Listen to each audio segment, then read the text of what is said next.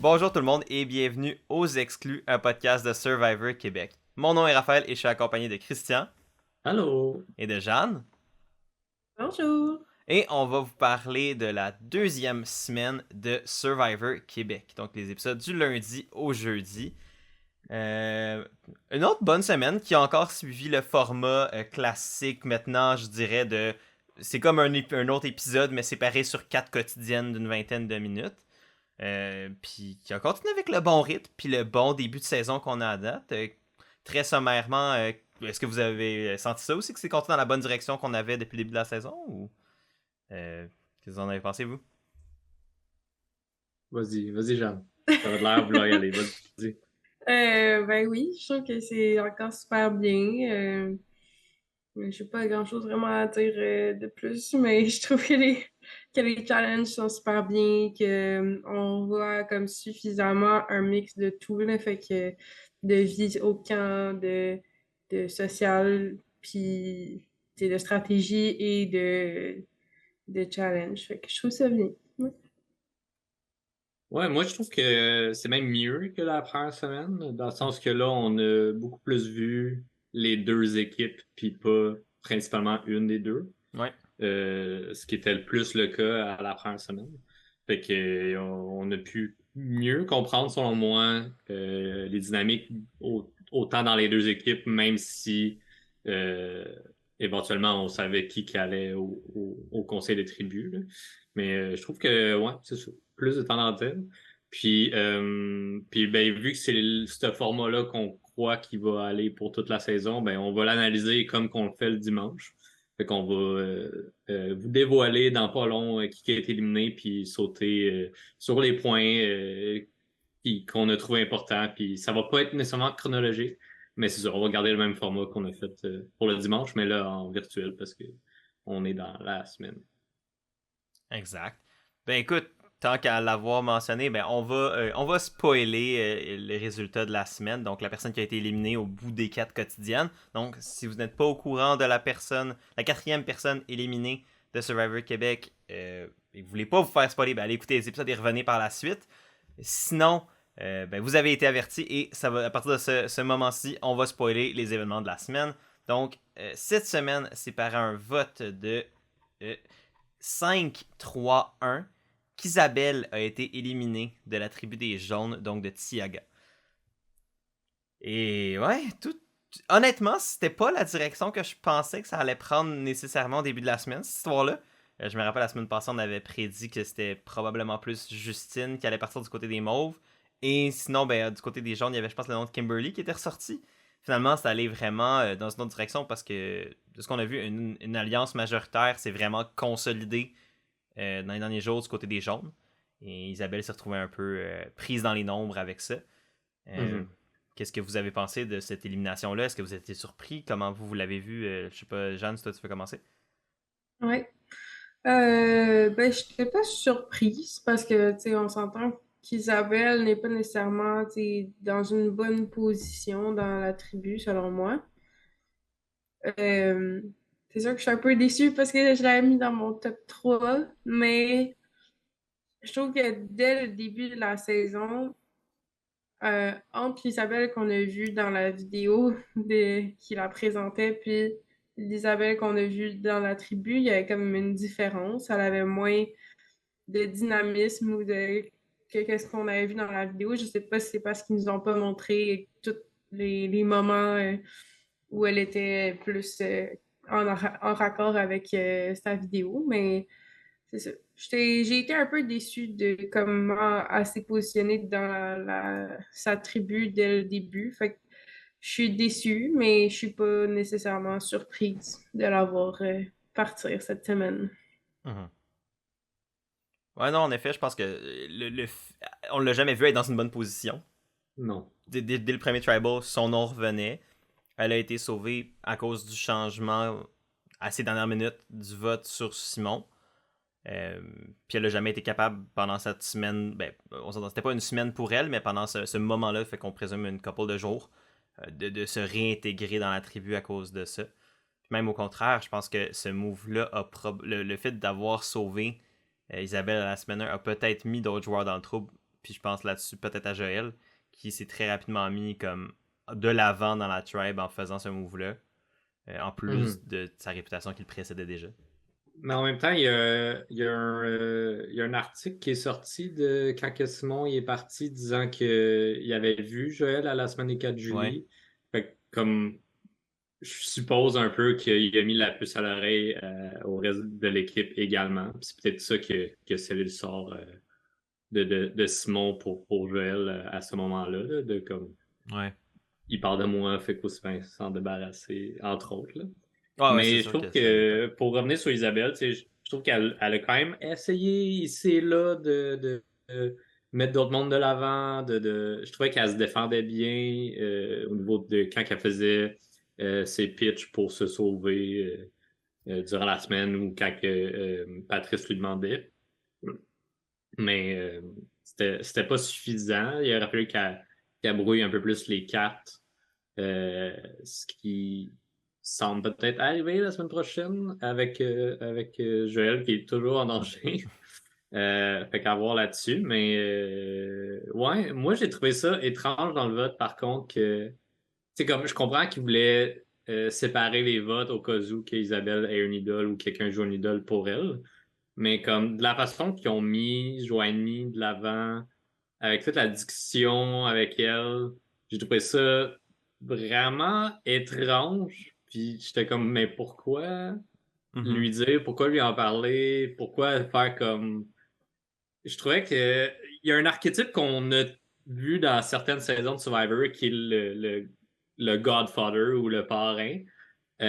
C'est comme si tu fais ça, t'es avec moi, genre. Mais c'est tout le temps risky, puis c'est jamais donnant-donnant, là. Ouais. Puis je trouvais que dans cette situation-là, JJ et Joanie, c'était ça. C'est genre, JJ est en contrôle. Il dit, hey, on va mettre des votes sur toi, mais c'est pas toi qu'on sort. C'est vraiment Isabelle. Mais comme, sois pas surprise que ça va t'arriver. Puis là, elle acceptait ça pour être un peu dans les bonnes grâces de JJ. Puis je suis je suis tout le temps un peu mal à l'aise dans ces situations-là de comme, tu sais, je comprends que tu veux survivre au prochain, mais je suis comme, de se laisser faire puis d'accepter ça, je trouve ça un peu perplexe, voilà. Je sais pas Ouais. ce que vous en pensez. Ben, honnêtement, c'est ça, c'est vraiment toute la position. Ben, ça ramène un peu au fait pourquoi je mentionnais la majorité qui s'était consolidée pendant la semaine. Là, du côté des Ouais. jaunes, le groupe de 6 c'est l'alliance majoritaire, là, c'est comme ça qu'ils font référence. Puis Isabelle, d'ailleurs, qui s'est pas gênée pour la révéler quand Patrice a posé la question au Tribal. Donc, évidemment, cette alliance-là, c'est JJ, Sango, Christophe, Marika, Sandrine et Kimberly. Donc, ce groupe de 6-là qui a vraiment le pouvoir. Puis, au top de cette alliance-là, c'est vraiment JJ principalement qui semble rallier les troupes. Dans le sens que je m'attendais pas à ce qu'il soit à ce point-là un leader dans la tribe. Je pensais qu'il allait peut-être même plus être. Je pensais qu'il allait pas nécessairement être mal foutu, mais mais comme pas que ce soit autour de lui que ça s'organise dans la tribe. Surtout des fois avec la manière qu'il joue, où il dit ou il fait des choses qui me laissent un peu perplexe stratégiquement parlant. Là. Ouais, Fait il y en a eu là, cette ouais, semaine. puis je suis certain qu'on aura l'occasion d'en reparler.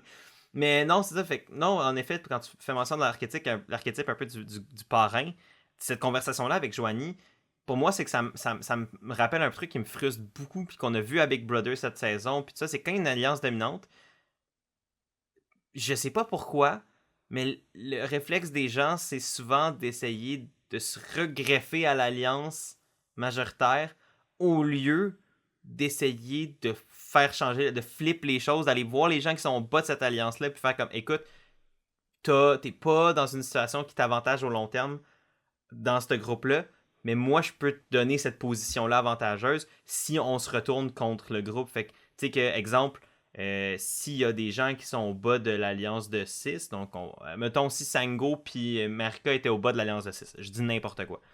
Mais que Isabelle, Joanie puis Joël aillent les voir, faire comme. C'est parce que oui, là, vous profitez du fait que JJ puis Christophe run the show, sauf que la seconde où nous, on n'est plus là pour être des boucliers pour vous, euh, ils vont vous cibler vous. Puis là avec cet argument-là, d'essayer de faire flipper de bord. Mais là, t'as vu Joanie aller voir JJ puis faire comme qu'est-ce que je peux faire pour être dans vos bonnes grâces? Ce qui, oui, peut fonctionner, puis oui, est une stratégie qui peut marcher, mais je trouve que c'est pas une stratégie qui va nécessairement t'amener à être dans une bonne position à long terme nécessairement. Je sais pas ce que vous. Tu sais, comme. Je sais pas si on veut pousser plus là-dessus ou quoi. Là. Je sais pas si toi, ta jeune, t'avais un ajout par rapport à ça. Mais je me rappelle qu'on avait regardé la scène ensemble, on était comme. Quoi? T'es comme. Mais moi, mon feeling, c'est vraiment que on dirait que là, justement, vu qu'il y a cette position de puissance là, tu sais, de pouvoir dans la tribu, on dirait qu'il se permet des trucs, là, mais que on dirait que, tu sais, s'il n'y avait pas cette alliance-là qui le suit partout, là, il pourrait pas faire ça, là. Comme un autre exemple, là, moi, que j'ai trouvé vraiment bizarre, puis on en a parlé aussi après l'épisode, c'est quand il était en train de jaser avec plein de monde, puis que Joël était là, tu sais, Oh avant my justement god. le conseil des tribus, puis il dit ah, ben, on pourrait te mettre toi en vote. Et comme, voyons donc, là, devant Joël, le dire ah, on va voter pour toi au conseil des tribus. Je suis genre, des tribus. Ouais, c'est comme, je comprenais pas, là. Genre, il me semble que si genre que ça passerait pas s'il était pas dans la position avec tous les gens qui le suivent aveuglément là, en Mhm. arrière. Et ça, je trouve ça un peu poche. Là, tu sais, on l'a vu quelques fois faire des moves comme ça. Tu sais, je reviens sur la semaine dernière, tu sais, avec ça, quand ils ont un peu intimidé Joël pour son idole. Ben, tu sais, Un peu. un peu, mais quand même pas mal. Mais, tu sais, il me semble que ça aurait pas passé s'il n'y avait pas ce lead-là, puis ce comme pouvoir-là dans la. Mais Mhm. moi, je trouve ça étrange que personne dise rien, puis fasse comme, OK, c'est correct qu'on suit JJ jusqu'à la fin. Je trouve ça drôle. Je Mais trouve ça c'est que pour drôle. l'instant, ça Ouais, les avantage. Tu sais, exact. Kimberly, tu sais, ou même pas juste Kimberly, mais Sandrine, en fait, l'a mentionné au courant de la semaine Ouais. dans un confessionnal, a dit euh, j'aimerais sortir Joël, mais si JJ veut pas qu'on sorte Joël, tu sais, je vais m'accorder à son plan parce que pour moi, JJ m'est utile parce que si on se rend plus loin dans la game ensemble, il va pouvoir me servir de bouclier. Je pense que c'est un peu ça, là, le fait que JJ soit Mhm. le visage de cette alliance-là, puis c'est pas très subtil, ben ça fait que comme l'autre côté, donc qu'on présume à la fusion ou quoi que ce soit, ben si ils veulent si les mauves essaient de s'attaquer aux jaunes, qu'est-ce qu'ils vont faire? Ben ils vont essayer de s'attaquer au leader, donc de ce cas-ci JJ, et c'est JJ qui prendrait la balle au lieu que ce soit exemple Sandrine. Fait que je pense que dans ce cas, puis évidemment Sandrine pour l'instant est pas en position de danger à cause de ce groupe-là, fait qu'elle elle sent pas le besoin de flip. Fait que ça fait une espèce de mob mentality qui est comme on est dans une position sécure, fait qu'on va pas shaker la cabane, même s'il y a peut-être des choses dans cette cabane-là qui nous dérangent, tu sais. Mhm. Ouais, puis je pense que Marca, c'est la personne qui se retrouve dans la position la plus awkward face à si l'Alliance veut sortir Joël. Tu sais, ils en ont discuté beaucoup cette semaine. Puis Marca qui était son allié numéro un. Moi, j'ai senti qu'il y a une certaine distance qui s'est prise cette semaine-là. On les a pas tant vus ensemble. On a vu un gros moment de Joël seul également qui avait l'air à trouver ça difficile. Ouais. Fait que, tu sais, comme Marca voudrait que Joël reste, puis elle essaie de le défendre subtilement, surtout en début de semaine, mais comme elle dit, Joël, c'est une personne, l'alliance de. Comme à ce moment-là, il était plus 4 là, quand on en discutait. Là. Tu sais, dans la force dans les nombres, c'est ce qui l'amènerait plus loin pour l'instant. Exact. Fait que c'est poche un peu pour ça, mais comme Mhm. il y a quand même une possibilité de travailler avec Joël s'il présente une opportunité pour défaire l'Alliance. Ouais. Je trouve intéressant la position de Joel dans la tribe des jaunes présentement parce que il y a toute cette discussion-là autour du fait d'être un super fan dans le show, puis du fait de. Puis Joel est clairement un peu le visage de cet archétype-là, le visage de ce genre de joueur-là à Survivor Québec, autant pour nous en tant que spectateurs que chez les joueurs présentement dans la saison. Tu sais, quand ils pensent à Superfan, ils pensent à qui? Ils pensent à Joel. moi, je me demande, est-ce que c'est réellement parce que c'est un super fan qui se fait cibler comme ça, ou si c'est parce que dans les dynamiques des jaunes, ben, il s'est exclu, il y a pas, mettons, il y a justement pas la confiance de JJ puis Christophe, puis il y a eu la situation un peu awkward la semaine passée ou dans la conversation pendant qu'il cherchait l'immunité cachée. Tu sais, est-ce que le fait d'être un super fan nuit à Joël ou c'est vraiment juste un concours de circonstances qui font passer sous l'excuse du fait que c'est un super fan pour comme justifier son niveau de danger? Moi, c'est une réflexion que j'ai eue cette semaine puis je trouvais intéressante parce que je me dis, est-ce que ça veut dire que d'autres super fans qui voudraient aller dans le show devraient avoir peur de se faire taguer comme ça? Est-ce que, en fait, c'est juste de l'hypocrisie parce que t'en as plein d'autres qui sont des super fans, mais vu que t'as Joël qui est la figure de proue de cet archétype-là, ben, c'est facile de. Tu sais, ah, ben c'est pas moi le fan, moi je connais pas de jeu. Et regarde, il y a Joël qui connaît tout, là. En tout cas, moi, c'est une réflexion que j'ai eue, je sais pas Oui. ce que vous en pensez. Ben, personnellement, je pense que ça rejoint un peu ce que tu avais dit plus tôt, là, que tu sais, tout le monde veut ou tend vers l'idée de se ranger dans l'alliance majoritaire. Mhm. Puis je pense que peut-être que.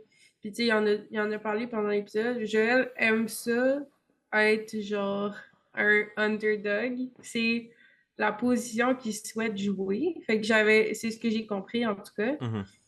Donc, lui, d'être dans ben, dans l'alliance majoritaire avec les gros leaders comme Gigi et Christophe, je pense que ça l'intéressait pas en soi, mais Mhm. que, tu sais, il veut quand même avoir des bonnes relations avec ce monde-là.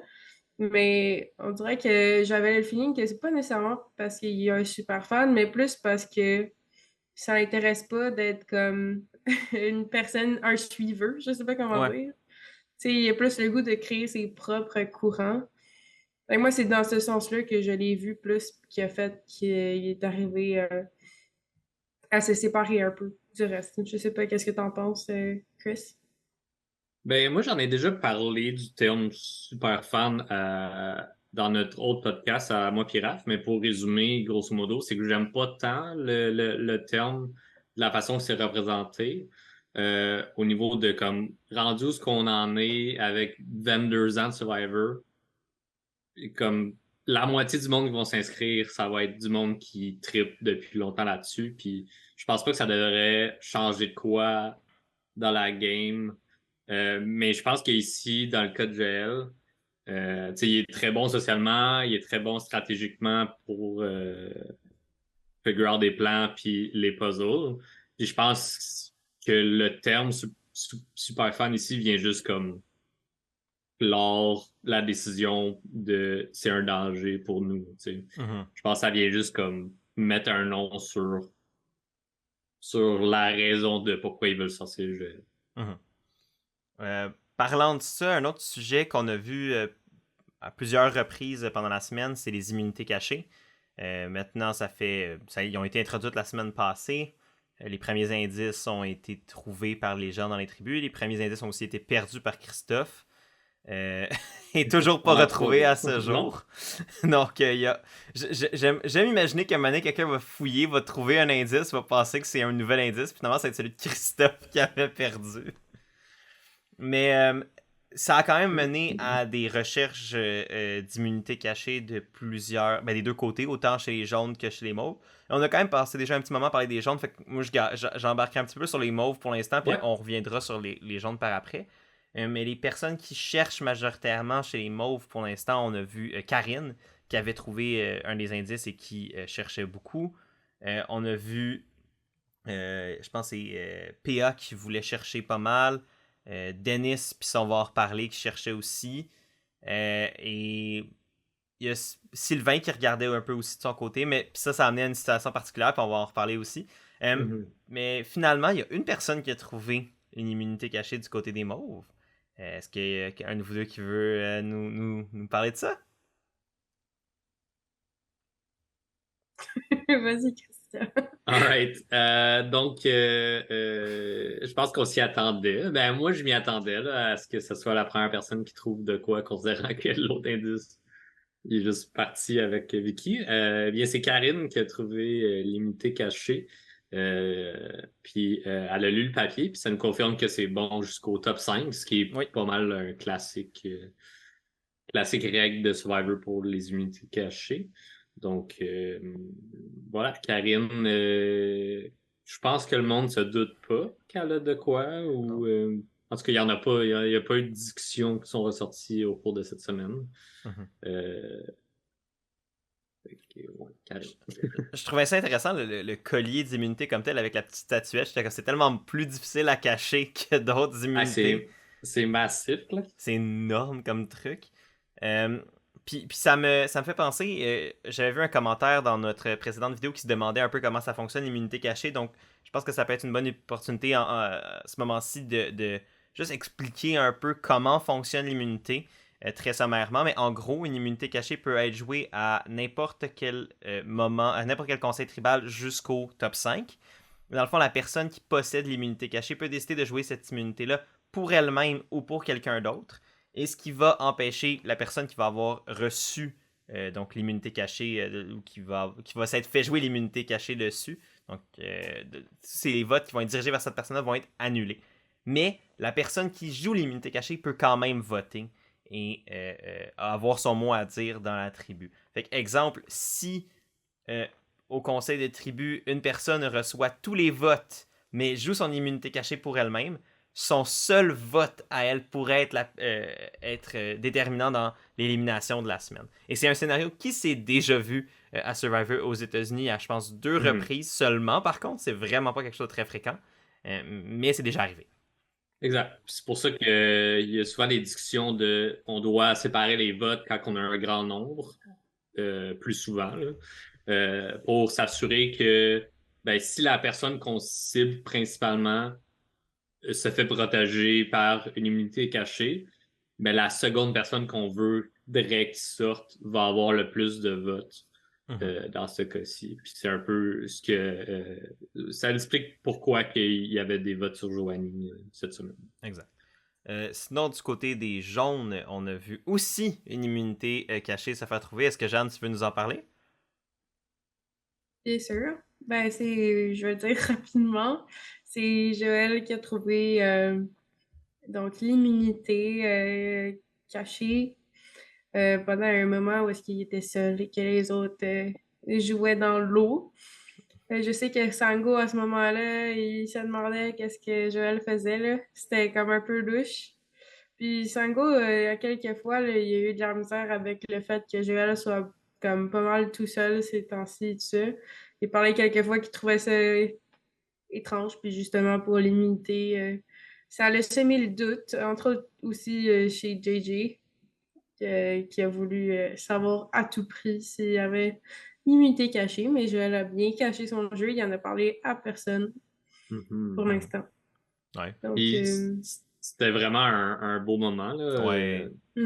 parce que comme lui puis son frère Mario, qui est décédé avant qu'il soit pris à Survivor, comme les deux tripaient tellement sur Survivor, puis c'était comme son moment de Mario qui l'aide à trouver l'idole.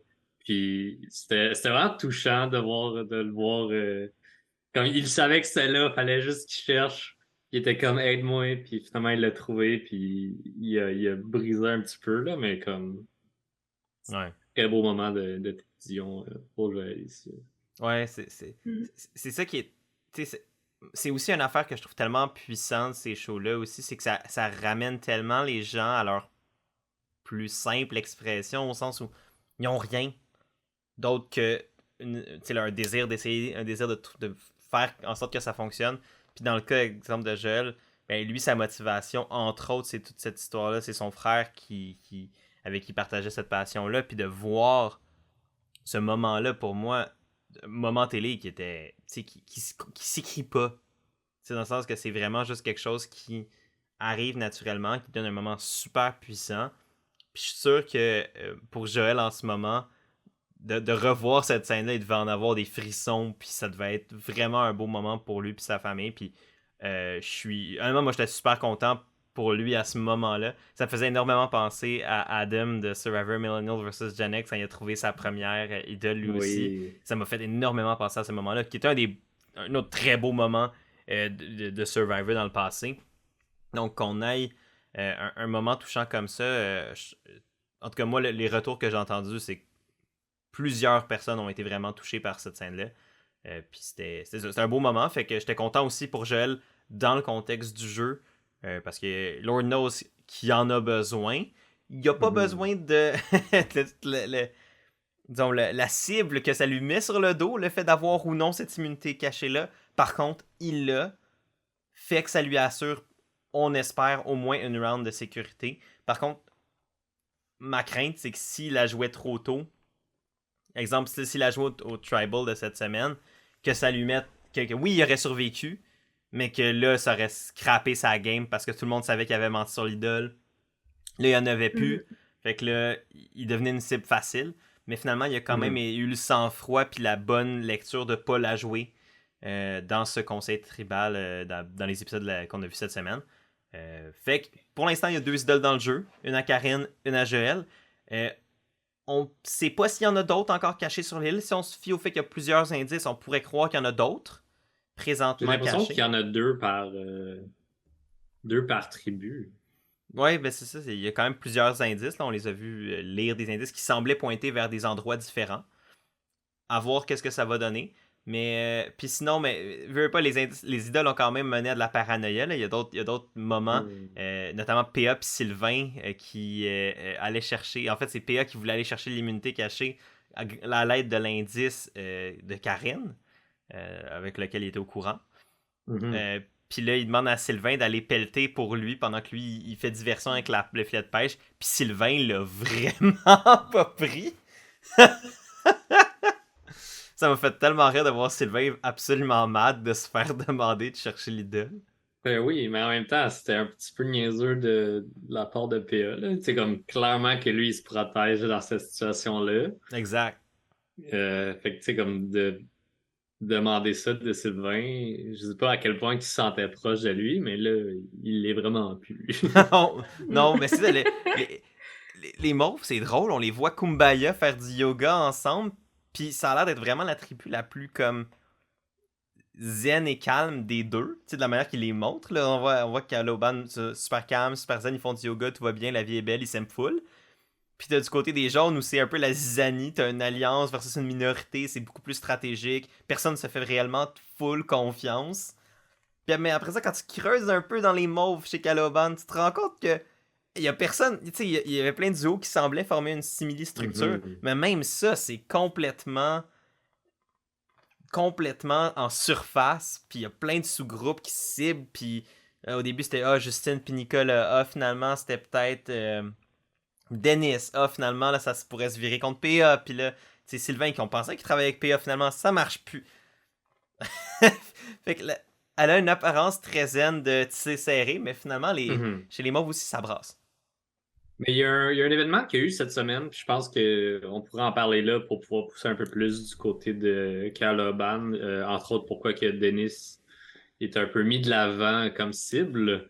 Donc, il y a eu ce courrier dans les 2 équipes où ce qui devait choisir un représentant ou représentante de leur équipe pour aller à la rencontre de quelqu'un de l'autre équipe pour discuter de ce qui se passe ou peu importe ce qu'ils veulent partager ou non.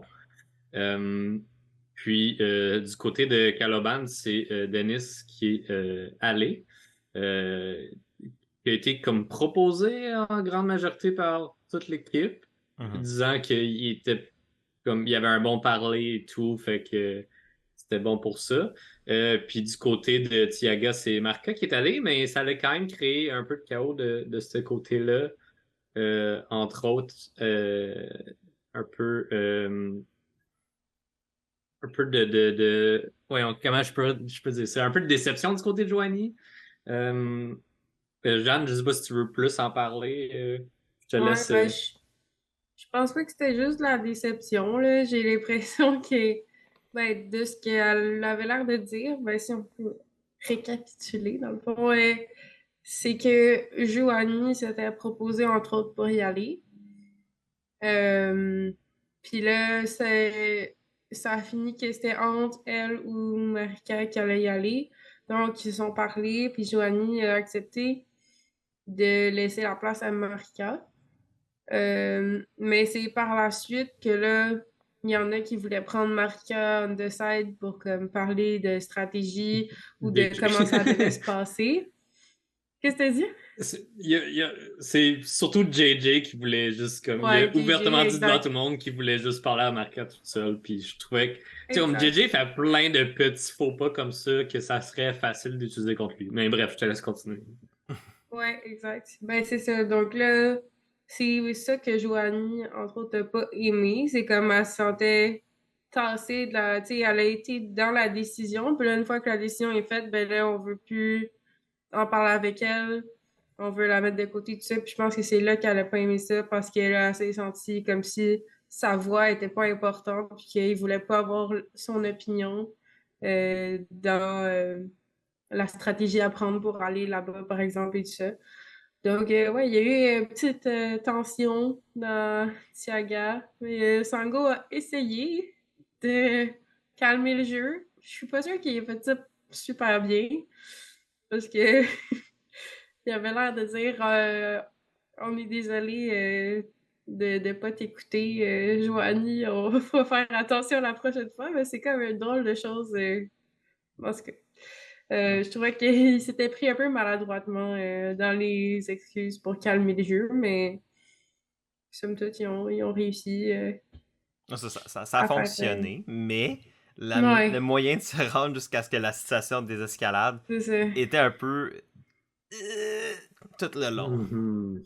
Ouais, puis c'était drôle de voir comme vraiment la différence entre Caloban sont comme OK, Denis, vas-y, let's go, on te fait confiance. Puis là, qu'il y a eu vraiment comme le ton qui s'est élevé, tout ça, du côté de Tiaga. Donc, vraiment différent dans les deux tribus. Mhm. Donc, Marika et Dennis qui ont été les deux personnes choisies pour aller. À ce moment-là, on ne savait pas qu'est-ce qu'il allait faire. Toute la seule affaire qu'on avait entendue, que la lettre mentionnait, c'était qu'il allait pouvoir prendre des infos sur l'autre tribu. De mon expérience avec Survivor, je me doutais qu'il allait avoir un peu. Tu sais, il allait avoir probablement quelque chose d'autre que juste un moment Ouais, pour ouais. discuter. Après ça, la nature que ça allait avoir, ça, je ne savais pas. Mais j'ai quand même aimé ça, cette twist-là, cette manière-là. Je trouve que c'est un bon. C'était dans le fond, pour résumer, c'était que les deux, donc Marika et Denis sont arrivés sur une plage déserte.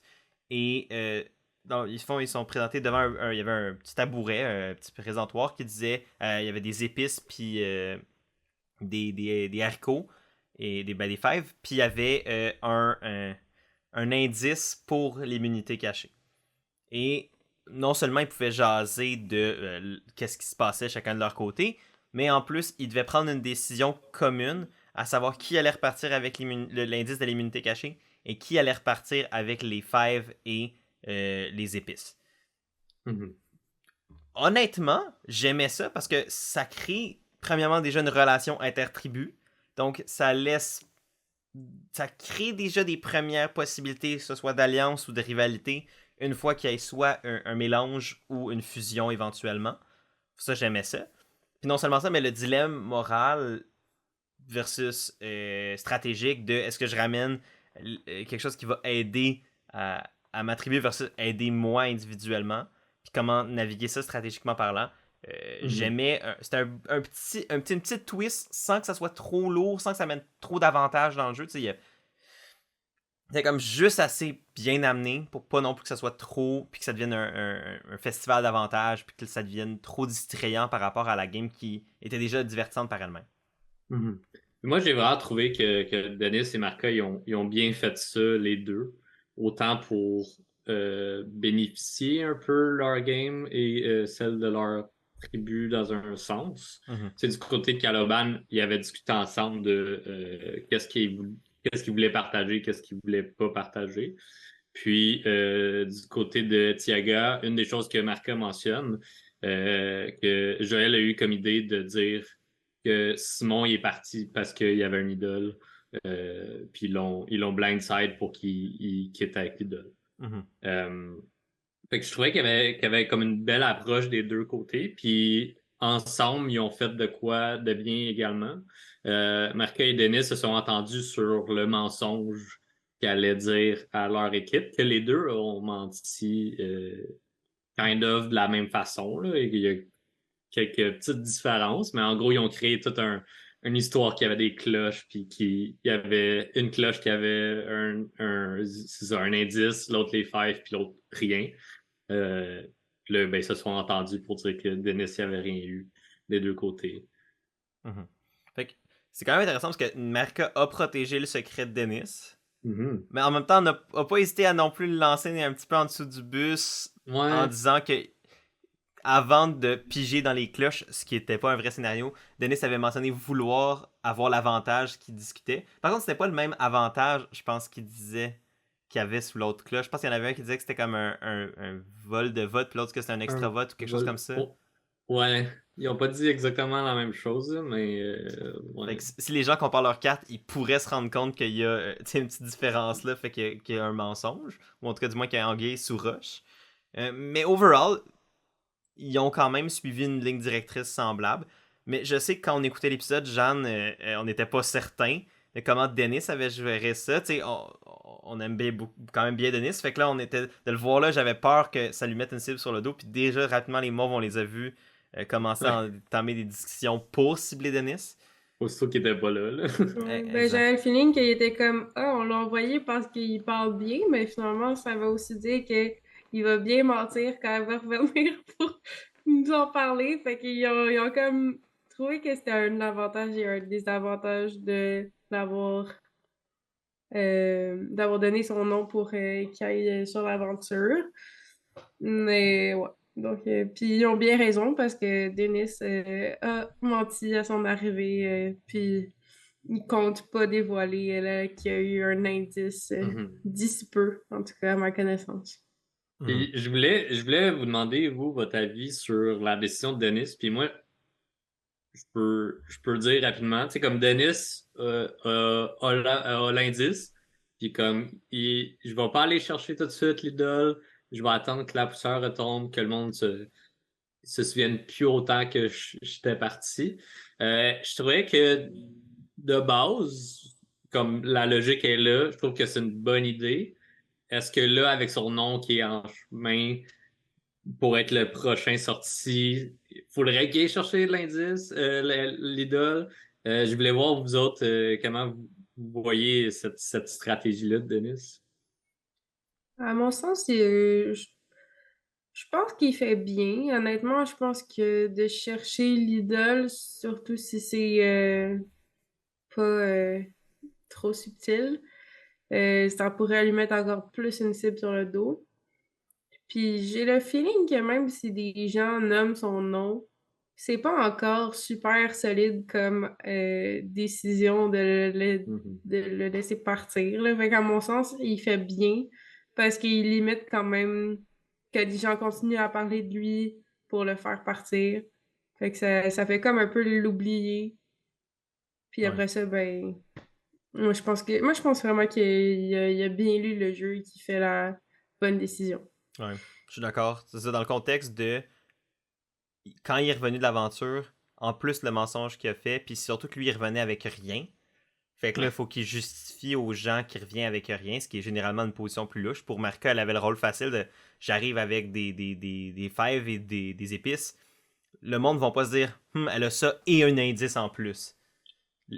Les gens vont se dire elle a ça et c'est ça qu'elle avait, c'est l'autre personne qui a soit l'autre avantage ou si on suit le dilemme que ça va être un A ou un B, ben si t'as A, t'as pas B et vice versa. Euh, mais pour Dennis de dire mais non, finalement, moi j'ai eu C qui est rien, puis l'autre personne a eu A, puis B, personne l'a eu, ben là, il faut que tu convainques les gens que cette histoire-là est vraie quand c'est pas le cas, parce que sinon, ils vont se mettre à te cibler. Fait que, déjà que Dennis était dans une position où les gens le regardaient déjà parce qu'ils s'attendaient à ce qu'il revienne avec quelque chose. Si en plus, il commençait à être louche en allant chercher un peu partout dans le bois, comme tu l'as dit, Jeanne, puis ça, j'étais complètement d'accord avec toi, pour moi, ça aurait juste augmenté, ou en tout cas, ça aurait comme confirmé le fait que Denis était louche. Et donc là, c'était peut-être ça aurait peut-être consolidé les idées qui commençaient à bâtir dans la tête de Sylvain. Je pense qu'il y avait aussi peut-être. Maryse en a peut-être parlé, je sais plus. Ouais, ouais. C'était comme. PA, Maryse, Sylvain, puis Karine, je Ok, pense. c'est les autres du comme quatuor Ouais. comme de ces deux duos-là. Fait que non, je trouvais que c'est bon. Puis, tu sais, juste après, le fait, tu sais, on en a parlé un petit peu tantôt, là, le fait que Sylvain soit fâché après PA, qui voulait mettre un peu l'affaire de chercher l'idole sur son dos. Mhm. Sylvain est allé voir? Denis. Fait qu'au final, est-ce que la position de Denis est est-ce qu'elle est tant fragile? Pas nécessairement. Ils ont encore besoin, il y a encore une relation là. Fait que Denis, c'est pas au Mhm. bas de l'alliance nécessairement. Je pense que le monde le voit comme un big move qui pourrait essayer de faire tôt dans la game. Mais est-ce que c'est tant le moment de le faire? C'est là où moi je me pose la question. Fait que pour lui d'avoir comme fait non, moi je vais prendre mon temps. Je sais où l'idole, ou en tout cas j'ai l'indice pour m'aider. Puis un moment donné, quand ils vont avoir oublié, ben là, c'est là le moment où je frappe. Je pense honnêtement que c'est la bonne décision dans le contexte. Mais il y aurait clairement un contexte où, comme s'il savait qu'il était en danger, là, ben, rendu le voir chercher, puis that's it. Mais Ouais, pour... c'est ça. Je suis pas mal d'accord avec ce que vous avez dit, là. En plus que, comme la semaine s'est conclue un peu sur Sylvain, du côté de Caloban, là, Sylvain qui va voir Denis pour lui parler que PA, il est louche, puis qu'il pense qu'il est l'idole, puis... Mhm. Fait que, tu sais, il y a d'autres plans, malgré qu'ils ont beaucoup parlé de Nicolas aussi en amont de parler de Denis, là. Fait que je pense qu'il y a encore d'autres noms qui se promènent. Fait que Denis... Ouais, c'est ça. Autre que Denis, j'ai entendu Nicolas puis Martine dans les noms qui sont sortis. Ouais. Donc, Moi, j'ai trouvé intéressant, puis je voulais avoir votre opinion là-dessus. Le fait que Justine soit plus un des noms qui tourne fréquemment. Je voulais t'amener la question à toi, Jeanne, considérant que c'était ton first boot, puis que c'était une personne qu'on pensait qui se ferait cibler. Quelle analyse tu fais, toi, du fait que là, Justine soit plus dans les noms qui tournent principalement chez les Mauves du côté de Caloban? ouais, j'ai le feeling que elle a eu comme un déclic, là. Je sais pas qu'est-ce qui s'est passé dans sa tête, mais comme là, elle est beaucoup plus active. On dirait qu'elle est beaucoup plus, un peu plus positive déjà, ça aide, vu qu'elle sait qu'elle est capable de faire des choses. Mhm.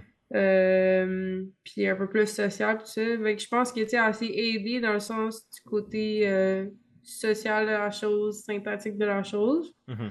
Euh, Puis vu que là, elle se sent capable de faire des choses, je pense que, tu sais, elle est plus comme un fardeau, là. Je sais pas comment le dire. Je veux pas dire que Ouais. c'est un fardeau, mais tu sais, comme elle aidait clairement pas l'équipe à gagner des challenges et tout ça au début. Donc, c'était clairement genre quelqu'un qui était juste là sans rien faire, donc pas très utile. Là, elle est rendue plus utile. Fait que j'ai le feeling que elle reste pas super dangereuse, mais au moins là, elle est utile. Mhm. Donc pour l'instant, ils peuvent la garder, puis si éventuellement ils ont besoin de faire sortir quelqu'un, peut-être que son nom va ressortir à nouveau. Mais Mhm. pour l'instant, j'ai vraiment le feeling qu'il la trouve plus utile, puis justement peut-être quelqu'un à ramener de ton côté ou Mhm. ouais, c'est un vote de plus là. Ouais. Ouais, moi malheureusement, je pense que pour l'instant, dans la position qu'elle est, c'est que le monde la considère pas comme étant une joueuse dangereuse. Mhm. Puis un peu comme tu as mentionné, c'est un vote de plus. Puis clairement que le monde commence à se rendre compte que là, ils ont parlé de vouloir défaire l'alliance, le duo Martin-Denis. Fait que c'est comme Justine, dans ce cas-là, c'est un atout pour avoir les nombres qu'ils ont besoin pour flipper un peu les duos ici et là de Caloban. Fait que je pense que c'est sa position actuelle.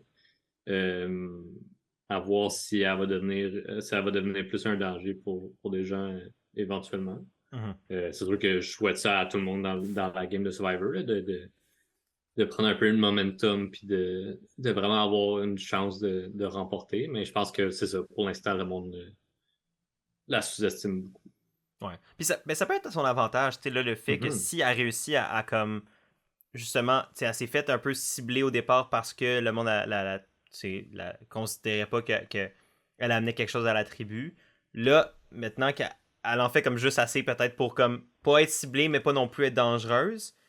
Puis là, elle peut glisser comme ça. Puis exemple, si arrivait dans une fusion ou quelque chose, elle dit moi tout le long j'étais au bas des mauves, fait que je suis prête à changer de bord pour aller vers les jaunes. Tu sais, elle pourrait utiliser cette position-là à son avantage. Fait que moi, je suis juste curieux je suis content de voir que un joueur ou une joueuse qui est au bas ne va pas nécessairement le rester pour ne l'être pour tout le temps. Comme là, c'est plus nécessairement Justine qui est là. Ah, c'est sûr, c'est elle qui s'en va si les mauves retournent au tribal. Puis ça, je trouve ça intéressant parce que ça fait que la game est dynamique. Il n'y a pas un statu quo puis une seule éventualité qui va se passer à chaque fois. Ben, j'ai hâte de voir si elle va avoir justement cet œil-là plus stratégique, voir comment elle peut en tirer comme avantage de sa situation. Pour l'instant, je le vois pas nécessairement que, comme dans sa façon de voir la game, que c'est quelque chose qu'elle entrevoit, là. Mais on peut toujours être surpris, puis je serais bien contente si elle peut se rendre plus loin par la suite. Moi, je voulais vous parler sinon d'un autre sujet très rapide. Moi, c'est une personne qui est vraiment devenue pour moi un des personnages principaux cette saison puis cette semaine, c'est Marika. On n'a pas arrêté de la voir toute la semaine. Puis, honnêtement, de manière très justifiée, parce que souvent, les points qu'elle amène sont extrêmement pertinents. C'est sûr qu'elle a été un personnage central cette semaine à cause qu'elle a fait l'aventure avec Dennis. Elle a ramené cette information-là. Mais même en général, dès qu'il y a une situation chez les jaunes, on entend Marika en parler. Fait que là, ça m'a amené à me demander comment vous trouviez sa game. Est-ce que vous trouvez qu'elle était bien positionnée? Moi, personnellement, je trouve qu'elle est super bien positionnée chez les jaunes. Dans le sens que les leaders comme JJ et Christophe veulent la garder, puis veulent sa confiance, puis lui font confiance. En même temps, je pense qu'elle est quand même assez proche avec les filles aussi. Et, ben, dans la minorité, t'as quand même Joanie et Joël qui lui font confiance. Fait que pour moi, c'est une personne qui est super centrale chez Tiaga présentement, c'est Marika. Et elle le fait d'une manière qui la rend vraiment pas dangereuse. Ou en tout cas, les gens. Pour moi, je la regarde à la télé et je suis comme, cette joueuse-là, pour l'instant, me montre qu'elle a tout ce qu'il faut pour gagner Survivor. Et son nom ressort aucunement comme une joueuse dangereuse. Fait que moi, ça m'a énormément impressionné cette semaine-là de ta part. Puis je me demandais qu'est-ce que vous en pensiez. On peut y aller avec Chris. Ah, ok. Ok, je pensais que tu levais ta main, fait que j'étais comme, let's go, on va y aller. Non, je disais. Ouais, mais moi, je suis d'accord avec toi. J'avais pas remarqué comme tel qu'on l'avait vu énormément. Tu sais, j'ai plus remarqué, disons, Sandrine, qu'on n'avait pas vu beaucoup avant ça, puis que là, on l'a plus vu. Tu sais, on l'a vu lancer le nom de Joël, on l'a vu lancer le nom de Sango aussi, je pense. Ouais. Mais ouais, Marika, je trouve qu'elle joue très bien. Je suis un peu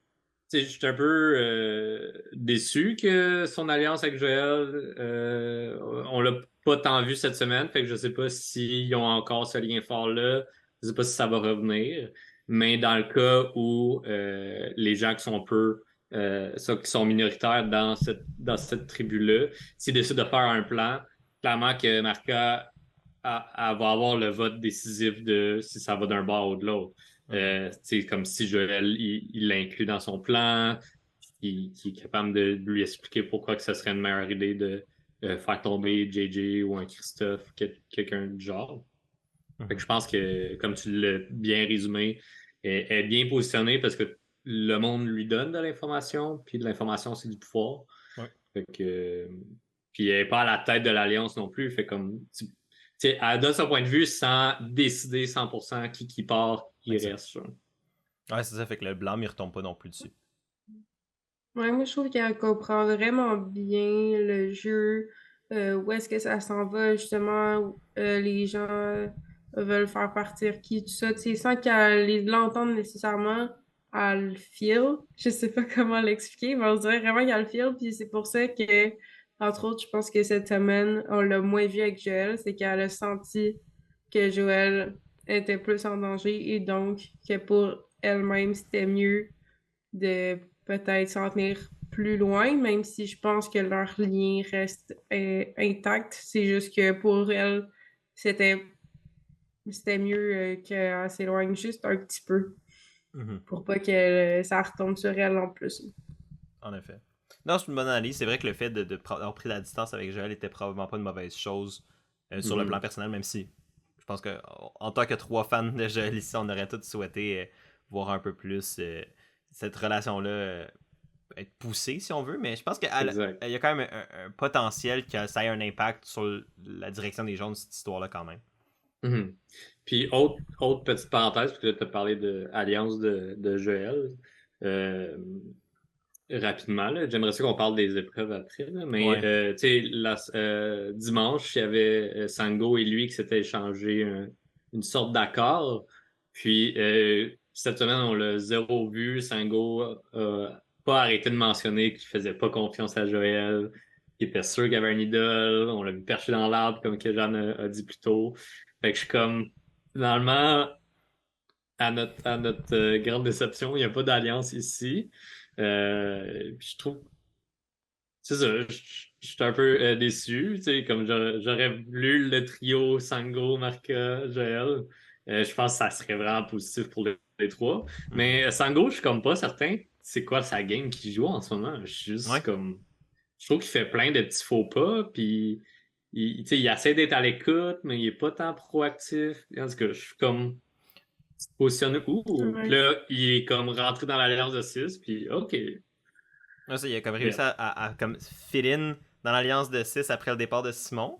Mais même là, Ouais. quand on regarde les previews de l'épisode de dimanche, son nom ressort. Le monde, ils font Ouais. pas confiance même dans cette alliance-là. Fait que, je suis comme, à quel point il est bien positionné. Ouais, c'est C'est ça. comme s'il y a quelqu'un dans le bas présentement de l'alliance des 6, c'est peut-être Sango. D'où Très là, le d'accord. fait qu'il pourrait avoir un besoin d'un Joël pour. Besoin d'une Joanie pour essayer de faire un move, justement. Peut-être qu'après ça, il va chercher Merka, puis ils font comme, ok, ben nous quatre, on s'oppose à JJ, Chris, Sandrine, puis Kimberly, puis on essaie de les sortir. Il y aurait peut-être un moyen de faire ça, puis surtout que l'idole est du côté présentement de Joël. Il y aurait la possibilité peut-être de former un groupe puis de s'opposer à ce groupe-là. Parce qu'à date, les gens qui ont sorti les noms de Joël, puis de Sango, puis tout ça, ben c'est pas Marika, là. C'est JJ, c'est C'est Sandrine, Sandrine. c'est Kimberly. Fait C'est que, Sango. ouais, c'est Sango aussi. Mais là, Sango, il se fait aussi cibler. Fait que rendu là, à la limite, tu sais, Sango, il pourrait faire comme si je me fais cibler. Mais ouais, il y a Sango aussi qui fait partie de ça, c'est un fait. Mais je me dis, je vois un potentiel là, pour qu'il y ait un flip qui s'organise. S'il y a du monde qui sont bas du 6 qui s'en rendent compte, mais après ça, est-ce qu'ils vont être Ouais. capables de le faire? C'est ça. Ouais, je suis pas sûre que ça s'enligne pour ça en ce moment, là, mais Un homme à veut voir. rêver.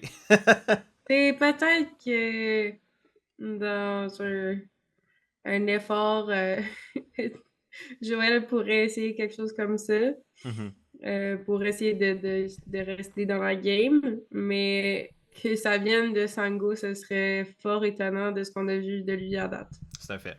Mhm. Mais ouais, je me dis, c'est là, j'avoue que, tu sais, Joel est dans une position extrêmement complexe. Oui, il y a l'idole, heureusement pour lui, mais je me demande où est-ce qu'il va aller avec tout ça. Je me demande même chose pour Joanie qui, oui, là, a survécu au vote, mais, tu sais, est clairement pas dans les considérations nécessairement de l'Alliance. Tu sais, ils s'en servent présentement comme buffer pour une idole, là. Fait qu'on s'entend, moi et Joanie, je serais comme thanks but no thanks. Tu sais, genre, ouais, j'ai survécu, mais clairement, s'il y avait une idole, c'était moi qui partais. Fait que, à quel point vous voulez réellement jouer avec moi?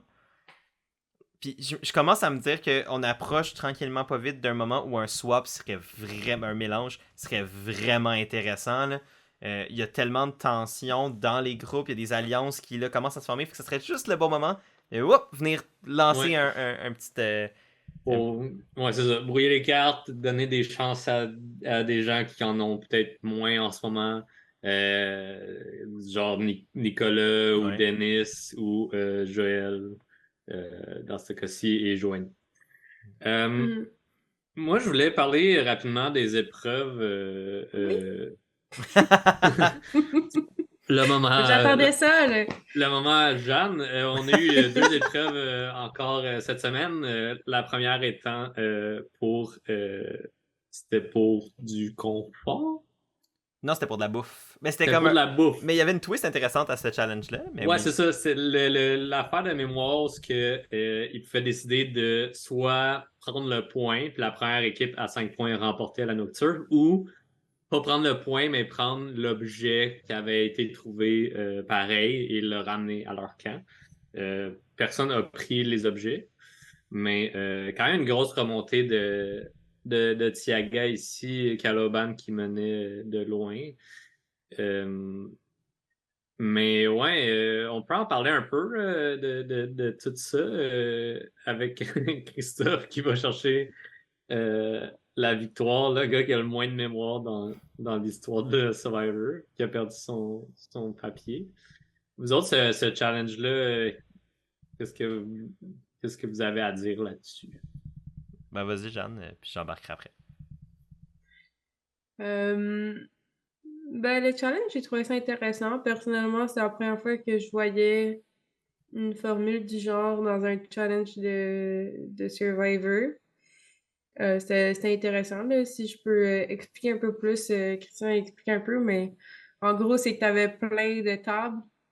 Puis là, il fallait que, en soulevant les genres de couvercles sur les tables, trouver les deux objets sur deux tables différentes là, qui étaient identiques. Donc, au début, on voyait beaucoup de gens qui levaient une cloche, deux cloches, pas identiques. On remet les cloches par-dessus, puis là, quelqu'un d'autre revient. Donc, c'était vraiment un challenge de mémoire, donc de se rappeler qu'est-ce que les autres avant ont montré comme objet et se rappeler où seraient deux objets identiques. Donc, moi, j'ai vraiment trouvé ça le fun. Ça met de l'avant d'autres trucs que la force. Je trouve qu'ils font quand même bien ça à date à Survivor Québec pour avoir de la variété en termes de c'est quelles habiletés que tu dois avoir pour le challenge. Donc, à côté challenge, j'ai été bien contente. Ouais. Non, c'est ça, c'est le fun de voir que tu peux avoir des challenges où c'est un JJ qui va bencher, puis c'est une bonne décision, tu sais, ou c'est pas, tu sais, à Survivor US, par exemple, c'est bien rare dans le pre-merge où tu t'imagines un challenge que c'est ton joueur le plus physique qui va être sur le banc, là. Puis ça a amené à des situations où des fois, ben, c'est souvent les mêmes personnes qui se font bencher, puis après ça se fait qu'ils se font éliminer. Mais... Oh, winner pick! Si vous comprenez pas la référence, écoutez Survivor 44 puis écoutez notre podcast à moi puis Chris là-dessus. Vous allez comprendre pourquoi j'avais envie de pleurer dès l'épisode 3. Mais pour revenir à Survivor Québec, non, complètement d'accord avec votre point du fait que c'est le fun d'avoir des challenges différents qui vont amener d'autres skills. Puis autant qu'on va me dire, un challenge de trouver des paires, c'est pas le challenge le plus divertissant, ou c'est peut-être pas le challenge le plus visuellement intéressant. Tu sais, je pense que ça nécessite, il faut aussi se mettre dans le contexte qu'à Survivor, ils ont pas bouffé à peu près depuis une semaine, presque 2 semaines. Tes capacités psychiques sont vraiment moins bonnes parce que tout ton corps est présentement en mode survie. Fait que tu dors moins, t'es moins concentré, t'as moins de mémoire. Fait que, veux pas, c'est un challenge quand même pour les gens de faire ça. Fait que oui, c'est peut-être moins visuellement impressionnant, mais c'est quand même un challenge pour les gens qui le font. Puis ça permet de mettre les deux tribus sur un pied relativement d'égalité, parce que au lieu d'être sur un point de vue de force, comme tu l'as dit, Jeanne, c'est d'autres compétences qui sont mobilisées. Puis dans ce cas-ci, en plus du challenge, il y avait la petite twist différente de si tu trouves les items, tu as le choix entre les garder pour ton confort et pour ou prendre le point. Puis honnêtement, j'avais un petit, pas un rant à faire là-dessus, là, mais comme j'avais vraiment, comme je trouvais que l'idée était super bonne, puis j'ai trouvé ça dommage parce que c'était complètement gâché par le fait que, vu que Tiaga avait tout gagné les récompenses jusqu'à date, ils ont un camp qui est déjà blindé, versus les Mauves qui, eux, ont rien, mais ont tellement besoin d'une victoire morale, puis de la bouffe qui vient avec, parce qu'en plus, eux, ils mangent juste du riz, ils n'ont pas eu de fèves, ils ont presque rien eu en termes de récompenses. Fait, ils ont comme besoin, ils ont absolument besoin de la victoire pour, un, se nourrir, puis deux, juste une victoire morale pour se relancer dans leur momentum.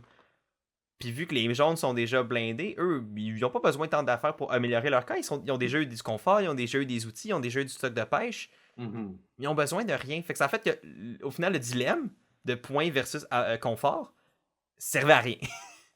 Mais il y a un petit moment comique de Christophe qui voit la lanterne qui est comme « Hey, on la prend dessus. » Oh oui! Tout le monde est comme « Mais pourquoi? Tu vas aller où la nuit? » genre.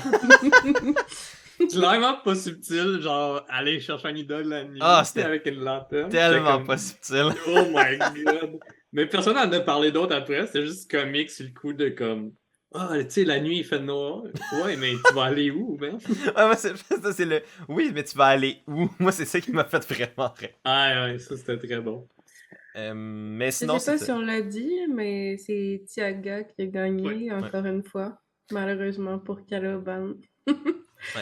Ouais, mais Caloban me surprennent quand même parce que ils gardent la tête haute, ils gardent le moral, puis ils rentrent dans une épreuve après un autre comme si c'était la première épreuve, là, comme ils font juste pousser, puis c'est ce qu'on a un peu plus vu à l'épreuve d'immunité de cette semaine, qui sont arrivés avec de la peinture noire sur le visage. C'était une idée de Martine par rapport je pense que c'était une tradition mayenne que je me rappelle plus trop là, la raison, là, mais c'est comme Mhm. pour se donner de la vigueur puis de la drive pour cette épreuve-là. Puis j'ai trouvé ça bien, puis comme ça a fait un bon petit moment de comme, OK, tu sais, même s'ils n'arrêtent pas de perdre, même si Patrice n'arrête pas de taper sur leur clou de comme, hey, ça prendrait vraiment une victoire, Caloban. Mais ils rentrent puis ils sont prêts à gagner. Je Mais veux en même temps, juste. c'est. Oh, Vas-y, vas-y, vas-y, excuse. vas-y. J'allais dire juste que j'ai comme le feeling que c'est drôle, mais que ça aide à leur esprit d'équipe, là, à leur gang, tu sais, comme ils sont tellement plus soudés ensemble, tu sais, on a parlé là, qu'ils faisaient de la méditation ensemble et tout ça. On dirait que j'ai le feeling que s'il avait gagné autant que Thiaga, ça aurait pas été le même vibe dans la tribu, tu sais. Je trouve vraiment que on dirait qu'ils n'ont pas le choix d'être tissés serrés puis d'être soudés pour essayer de gagner pour la prochaine. Fait que on dirait que c'est entre autres parce qu'ils perdent qu'ils sont une tribe vraiment Mhm. unie. Ouais. C'est quand même un drôle de principe, mais j'ai eu cette réflexion-là. Mais en même temps, ça aurait pu être l'inverse parce que tu sais, tu te dis si tu perds tout le temps, c'est ultra démoralisant, ça devient lourd. Puis après Ouais, ça, ouais, c'est ça. ça peut être rapide après ça de te mettre à pointer du doigt sur c'est à cause de qui qu'on perd. Fait que ça aurait pu créer une situation complètement inverse où les mauves, en Mhm. perdant, s'autodétruisaient puis continuaient de perdre parce qu'ils étaient pas capables de se reprendre. Puis je pense que c'est un peu ça qui les rend sympathiques ou du moins qui aide à les rendre, je pense, rootable puis qu'on a envie qu'ils gagnent. C'est parce que, comme tu l'as dit, Chris, ils foncent dans l'adversité, ils abandonnent pas, puis le fait qu'ils ont perdu finalement, au lieu de se séparer, ben, ils sont restés tissés serrés, puis même le point que j'allais amener, c'était par rapport à justement avant le début du challenge, quand on les voit se hurler dans la face pour se primer. Puis là, je veux juste donner un shout-out à Sylvain avec son cri qu'il a fait avant le début du challenge. Et honnêtement, j'ai sa face imprimée dans le cerveau. Puis je pense que c'est mon nouveau Sleep Paralysis Demon, genre. C'était incroyable comme face. Ouais, lui puis Maryse qui se crie à 2 pouces de la face, là. Ça donne quand même des beaux moments télé, des Ouais. beaux moments humains de comme, hey, il faut que ça sorte, puis comme, on libère toute cette frustration-là, puis on est prêt, puis on est énergisé pour le défi. C'est niaiseux, mais c'est des petits moments de même qui font que je m'attache tellement aux gens cette saison. Puis honnêtement, je vais dire, j'aime vraiment la formule des quotidiennes beaucoup plus que je pensais que je l'aimerais. Le fait que ce soit comme un deuxième épisode, ça fonctionne vraiment plus que je le pensais. Puis ça nous a permis d'avoir plus de contenu sur les gens, plus de moments un peu humains comme ça. Que on s'entend une scène de même à Survivor US, on l'aurait, maintenant là, couramment, on l'aurait pas revu fort probablement. Là. Puis c'est niaiseux parce que c'est tellement peu important, mais après ça, quand on comprend que les Mauves ont remporté l'épreuve, il y a peut-être un élément de ça qui a joué, mais pour moi, ça rend tellement les joueurs, puis les tribus, puis tout ça, puis cette histoire-là qui se construit devant nous plus attachante, puis plus enivrante. Fait que je voulais juste donner ce point-là. Mais pour rentrer dans le challenge comme tel, un autre super bon challenge. Moi, j'ai vraiment été diverti. Puis. Est-ce que vous voulez que je le... Ben oui, vas-y. Oui, Ben oui. Je le décrive encore? vas-y. Notre pro des Ok. challenges. Oui, j'étais vraiment ça. Celui-là aussi il était le fun. Donc, c'était un truc en deux parties. Donc, la première partie, c'était avec des seaux d'eau. Donc, là, il devait, je pense, entre la première et la deuxième personne, il devait se lancer le seau d'eau. Puis, Mhm. entre la deuxième et la troisième personne, il devait juste lancer l'eau. Donc, d'un seau à l'autre. Et puis, à une quand même bonne distance, fait que c'est quand même toute une technique pour lancer l'eau d'un seau à l'autre qui en ait suffisamment. Parce que l'eau que la personne 3 avait dans son seau servait à remplir un contenant d'eau. Mhm. Puis qu'une fois qu'elle allait avoir assez d'eau, ça allait libérer une balle pour faire un labyrinthe vertical. euh, qui était fait par deux autres personnes par la suite. Mhm. Donc, somme toute, je pense que ça s'est bien passé. Comme on l'a dit, là, c'est les Mauves qui ont gagné. Donc, ils se sont vraiment primés. Ils ont réussi à se donner l'énergie qu'il fallait, à être focus, puis à bien travailler en équipe. Donc, pour le saut d'eau, je me souviens plus c'est qui les trois personnes qui s'occupaient de ça. Je sais Il pas y en si avait vous vous plus que souvenez. Ouais, il y en 3. avait 4, je pense, au final. Ah, quatre? Ouais, c'est 4, puis il y en avait 4 puis 2 sur le puzzle, me semble, ou une affaire de même. Il y avait du Ok. monde qui était assis. Ouais, il y Oui, avait il y du avait monde genre qui Ouais. trois benchait les. personnes. Ouais, Ouais. c'est ça. Une personne pour Ouais, Dennis, Tiaga. Joanie et Kimberly étaient assis. Ok. Fait que c'est un challenge à 6 personnes, dans le fond. 6 personnes, ouais. Ouais. Ok. Tiaga ont pris beaucoup d'avance au début, mais leur technique n'a pas pay off pour l'eau. Ah non. Tu sais, on a vu comme l'unité des mauves qui se sont ajustés et puis que Caloban a ramené ça.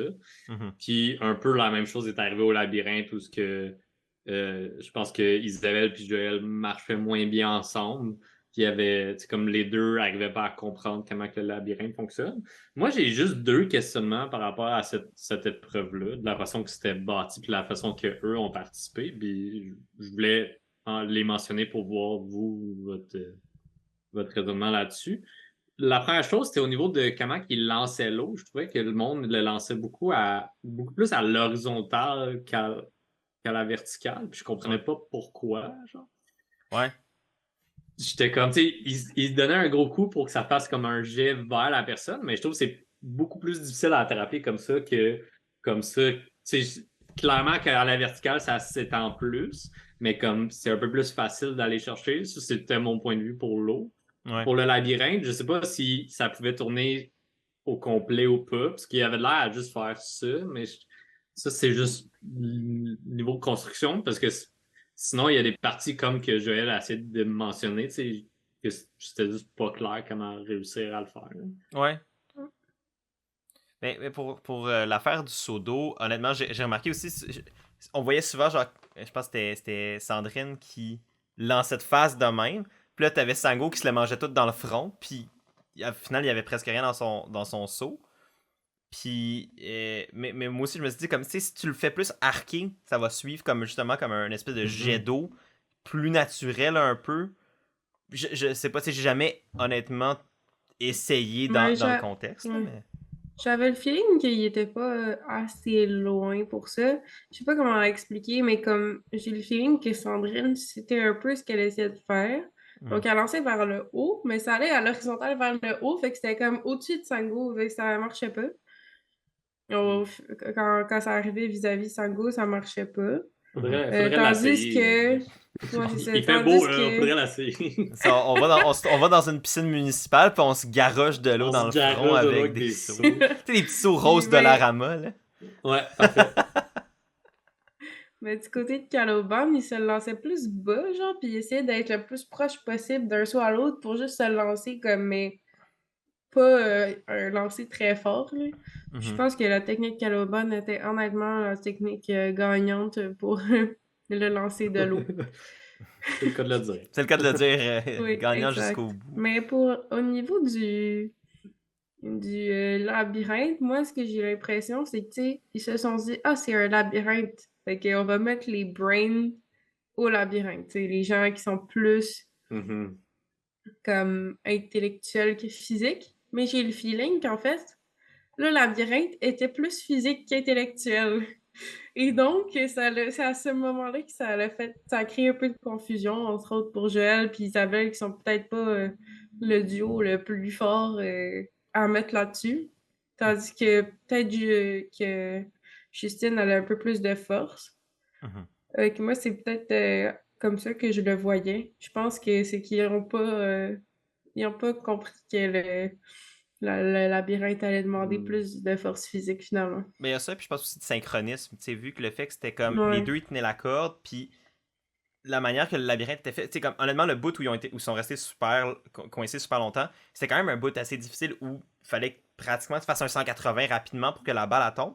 Mais au moment donné, tu te rends compte que c'était juste que la manière que tu le spinais, si tu prenais un certain angle, ça fonctionnait, puis ça tombait dedans. Mais je pense que c'était vraiment surtout une chose de coordination. Puis Mhm. veux pas, je pense que Justine et Nicolas, naturellement, travaillent mieux ensemble que Ouais. Joël puis Isabelle. Puis en plus, ils ont eu le head start du fait que Caloban a complété la première partie du défi avant. Fait qu'il y avait déjà comme pu un peu apprendre à travailler ensemble, Mhm. comprendre comment le challenge fonctionne. Puis ben, Mhm. tu sais, si justement il y a un aspect physique, ben comme ils se sont rendus compte que ah ouais, il faut qu'on lui donne une méchante swing pour être capable de le faire. Tu sais, comme ils ont tout comme eu non seulement comme un travail d'équipe qui était déjà, je pense, plus efficace, mais en plus ils ont eu le temps pour l'apprendre. Puis ils ont comme pu gosser plus longtemps que Thiago a pu le faire. Mhm. Fait que ça a Tu sais, amené à ça. j'avais remarqué que Carloban, malgré leur avance, ont été rattrapés dans le labyrinthe par Tiaga. Mais une chose importante que tu as mentionnée, c'est que ce temps-là, même s'ils n'ont pas fait tant de progrès que ça dans le labyrinthe, c'est vraiment juste la courbe d'apprentissage du labyrinthe qu'ils ont pu se mettre plus la main dessus. Mhm. Mhm. Exact. Puis avant qu'on close le dossier, il fallait que je redonne un autre shout-out à Sylvain. Parce que je pense que ça faisait longtemps que j'avais pas autant ri. C'est quand, après la partie du challenge où il se lance l'eau, t'as juste Sylvain qui arrive et qui se fout son pot d'eau sur la tête. Et je sais pas pourquoi, mais j'ai ri comme ça se pouvait pas quand j'ai vu faire ça.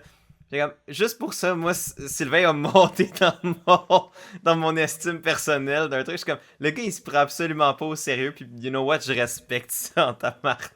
Parce que c'est vraiment le genre de stupidité que j'aurais fait. Mais en tout cas, je voulais pas laisser ce moment-là, cocasse, passer dans le silence. Donc, mais overall, pour revenir, pour conclure là-dessus, deux bons challenges encore une fois cette semaine, différents les deux, qui continuent de vraiment la panoplie de challenges super différents. Puis on en a un autre quand même assez différent qui s'en vient dans l'épisode de dimanche de ce qu'on a vu. Oui. Fait que non, pour l'instant, moi je suis très satisfait au niveau des challenges. Puis ça vient régler beaucoup des problèmes que j'ai présentement avec Survivor et ses challenges plus aux États-Unis. Yes. Fait que non, très satisfait à ce niveau-là là-dessus. Euh, 100% d'accord. fait que là-dessus, donc, ça nous laisse pas mal. On a pas mal fait le tour, je crois, des notes. En tout cas, moi personnellement, j'ai fait le tour des notes. Je sais pas si vous aviez des éléments qui nous avaient échappé à date. Non, moi, c'est vraiment de parler un peu plus du conseil de tribu. Il y a quelques petites mentions. Tu sais, je sais qu'on a parlé d'Isabelle, mais il y a une petite mention par rapport à GL et son étiquette de super fan. Il y a de Mhm. quoi d'intéressant que je mets de l'avant. Mais pour le Ben, reste de la semaine, moi, je suis all good. parfait. Pas Jeanne. Moi, je suis correct aussi. Parfait. Ben, allons au conseil de tribu. Comme t'avais de quoi que tu voulais signaler, Chris, fait que je te Ouais, laisse ben, la tu place. sais, Patrice, il a fait encore une bonne job de mettre de l'avant un peu les gens qui étaient en danger, notamment Isabelle qui a parlé de l'Alliance de 6 ouvertement. Mais une autre chose, c'est Joël qui parle un peu de son étiquette de super fan. Puis je pense qu'avec son discours qu'il a fait, il essaie vraiment de s'enlever cette étiquette-là. Puis c'est plus comme, hey, oui, j'ai des grandes connaissances de Survivor, oui, j'en ai écouté beaucoup, mais quand t'es à la maison puis quand t'es ici, c'est complètement différent. Ce que je peux amener comme positif, c'est ma connaissance, mais après ça, je suis au même niveau que tout le monde. Mhm. Fait que j'ai vraiment trouvé ça intéressant qu'il a essayé d'un un peu s'enlever cette cible-là de oui, je suis un super fan, mais ça peut juste être un atout pour vous et non un danger. Mhm. Puis je trouvais ça intéressant, puis comme ça met un peu en mots ce que je pense de l'étiquette de super fan, c'est que tu as les connaissances, mais es-tu capable de les mettre en pratique? Ça, c'est vraiment deux games différentes. Mhm. Puis c'est ça. C'est une des choses que je voulais mentionner du conseil des tribus. C'était c'était ce moment-là, puis j'ai bien aimé ça, malgré que Joël, je pense qu'il est encore en danger, là. Je pense pas que tout le monde a fait comme ah oui, il a raison. J'ai aimé le fait qu'il piggyback sur ce que Patrice disait, tu sais, que Patrice qui dit justement, tu sais, il posait la question à je sais pas qui, puis il dit, tu sais, le fait que le pitch que Joël fait, justement, semble pas comme justement quelqu'un avec qui t'as envie de travailler versus l'inverse. Il est comme, écoutez ce que Patrice dit, c'est bon pour la santé. Mais non, mais je suis d'accord avec ton point là-dessus. C'est vrai que c'est un élément qui est super intéressant. Puis même moi, c'est quelque chose qu'on me demandait par rapport à Big Brother. Il me disait, tu sais, si tu joues un jour à Big Brother, tu sais, comment tu le vois? Puis je suis comme, j'en ai aucune idée. J'ai jamais joué à Big Brother. Tu sais, je veux dire, c'est impossible de savoir nécessairement que tu vas être bon dans un de ces jeux-là parce que tu l'aimes d'un point de vue spectateur, que tu aimes analyser la stratégie. Tu sais, oui, je sais qu'un split vote dans certains contextes, ça peut être bon, mais est-ce que je suis capable d'avoir le capital social pour faire un split vote? C'est complètement une autre game. Est-ce que je suis capable de leader une alliance? Probablement pas. Je le sais pas, j'ai jamais leadé une alliance dans ma vie. Je sais pas. Mais fait que moi, c'est un élément. C'est pas parce que t'aimes ce show-là que t'es nécessairement bon à y jouer. Et de séparer l'étiquette du joueur, pour moi, dans ce contexte-là, est super intéressant. Puis c'est à voir est-ce que Joel va être capable de pousser ce narratif-là, puis ce point-là de l'avant, parce que je pense qu'il en a besoin s'il veut s'avancer dans la game. Ouais, puis je pense que, tu sais, il y a pas, je sais pas comment l'expliquer, mais il y a pas comme une formule magique qui fait que tu vas gagner absolument Survivor. Fait que même si t'es un super fan, ça veut pas dire que tu vas être la personne. Tu sais, tu peux pas dire je vais être comme ça, comme ça, comme ça. Comme ça, c'est sûr que je vais gagner. Tu sais, ça marche pas comme ça. Mm-hmm. C'est. Tu sais, on a vu, moi j'ai regardé quelques saisons de Survivor US avant d'écouter Survivor au Québec, puis on peut le voir qu'il y a quand même une diversité dans ceux qui ont gagné. Ouais. Donc, je trouve ça drôle de penser que un super fan va nécessairement savoir tout ce qu'il faut pour être gagnant et donc avoir beaucoup de chances de gagner. Je sais pas si c'est comme ça que les gens pensent, mais je trouve ça un peu farfelu. Ouais. Je pense que ce que les gens pensent, c'est que super fan égale tu connais la stratégie, donc t'es dangereux sur cet aspect-là. Comme exemple, un athlète va arriver puis va être physiquement imposant, va faire peur. Tu sais, je pense que c'est un peu ça le parallèle rapide que les gens font. Sauf que tu peux regarder un match d'échecs et faire comme oh wow, ça a l'air d'être un bon coup. Tu sais, tu comprends le bon coup, mais si t'es pas capable de, une fois que t'es devant la planche d'échecs, de te réaliser que ah ben voici le plateau, voici ce que mon adversaire fait, puis quel coup moi je dois faire dans ce contexte-là. Mais que tu peux le faire en le regardant, mais t'es pas nécessairement capable de le faire en le jouant. Puis il y a comme un amalgame rapide qui se fait de. T'es capable de voir ou de discuter de ce sujet-là en le regardant à la télé, mais t'es pas nécessairement capable de l'exécuter. Mais cet amalgame-là, il se fait très rapidement parce que ben, généralement, tu te dis un joueur qui est physiquement fort va être bon dans les épreuves. Puis c'est souvent une corrélation qui est plus réelle. Mais fait, pour moi, c'est un peu ça qui vient comme causer ça. Après ça, qu'est-ce que c'est vrai? Mais tu sais, il y a pas. Même si t'es un super fan, même si t'arrives avec tout le knowledge de Survivor, même si t'as écrit une maîtrise là-dessus, parce qu'il y en a qui l'ont fait, comme. Il y a pas une méta à suivre de si je fais ça à ce moment-là, ça à ce moment-là, ça à ce moment-là, je gagne. Mm-hmm. C'est vraiment un jeu où tu t'adaptes aux autres joueurs, aux twists, aux relations que tu fais. C'est pour ça que c'est un gros jeu social. C'est que, dépendamment de qui est dans la saison avec toi, ça va influencer comment tu vas jouer, certainement. Fait que voilà. Moi, je suis pour enlever l'étiquette de super fan comme étant un gros danger, autant qu'ils le mettent de l'avant. Mm-hmm. Donc là-dessus, je pense que ça close ce qu'on avait à dire pour les quotidiennes de cette semaine. Évidemment, il y a un épisode ce dimanche, donc c'est pas fini cette histoire-là. On a vu un preview.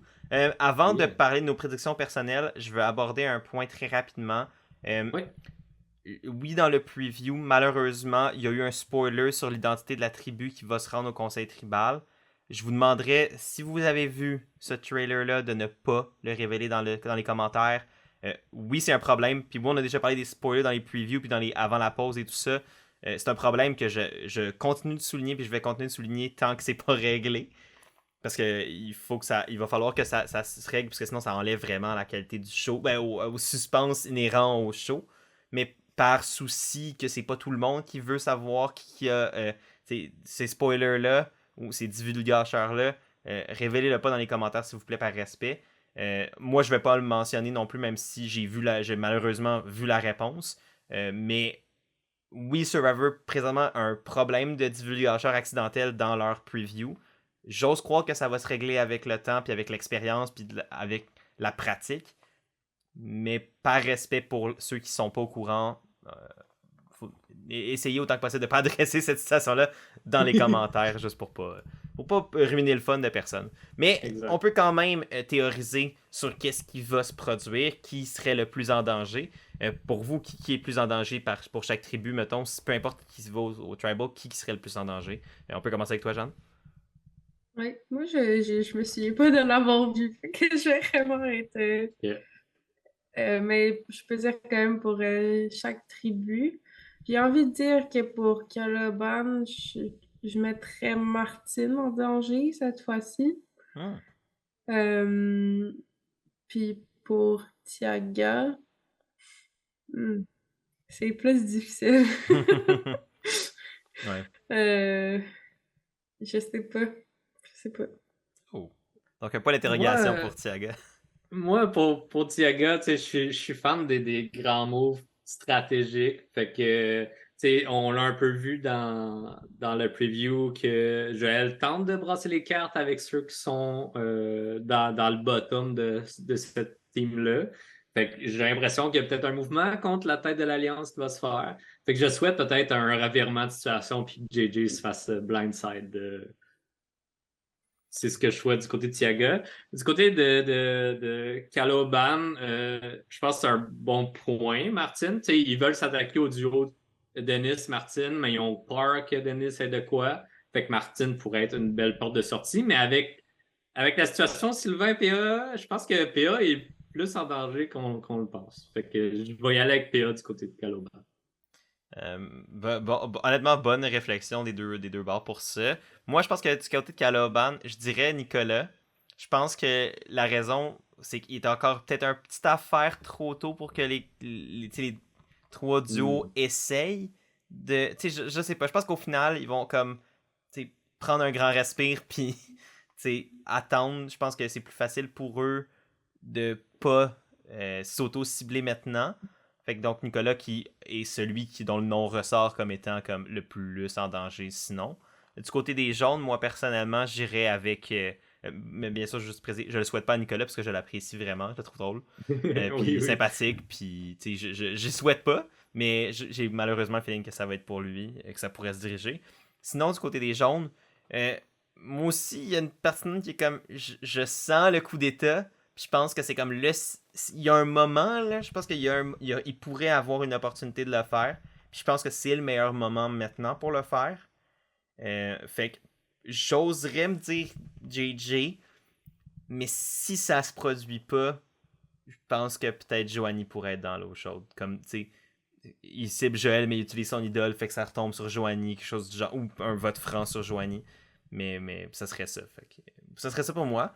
Évidemment, laissez-nous savoir vos prédictions dans les commentaires, évidemment sans spoiler l'identité de la tribu. Donc on vous demanderait de donnez-nous une personne par tribu. Anyway, c'est plus le fun de voir les réflexions comme ça, de toute façon. Mais n'hésitez pas à nous partager ça dans les commentaires. Sinon, je pense que ça fait le tour pour l'épisode des exclus de cette semaine. Si vous êtes encore là à ce stade-ci, merci d'avoir été là jusqu'à la fin. On est très content de pouvoir vous parler de ce show-là 2 fois par semaine. Donc évidemment, nous on va être de retour pour discuter de l'épisode d'élimination de dimanche. Donc nous on va filmer directement après l'épisode dimanche qui va être diffusé au courant de la semaine. Et sinon d'ici là, très content d'avoir pu en jaser avec toi Christian et toi Jeanne. Toujours le fun de faire ça à 3. Et j'ai très hâte de vous retrouver en personne pour qu'on parle du prochain épisode. Si vous avez aimé la vidéo, que ce soit en format vidéo ou en format podcast, n'hésitez pas à aimer, partager, commenter et vous abonner si vous voulez en voir plus. Et d'ici là, moi et toute l'équipe, on vous souhaite une super belle journée, soirée, peu importe. Et on vous dit à la prochaine. Donc salut tout le monde, prenez soin de vous. Je pensais qu'on le faisait, Ah! là. Moi pis Jeanne, on y a pensé, mais pas toi. Non, là, c'est moi qui l'ai. Ok, attends, on le refait pour de vrai, En là. On le France? refait pour de Ok. vrai. Non, mais il n'y a même pas de cote, là. Là, on le refait, là. Donc, Ok. salut tout le monde. Prenez soin de vous. Et à la prochaine. Bye. Bye!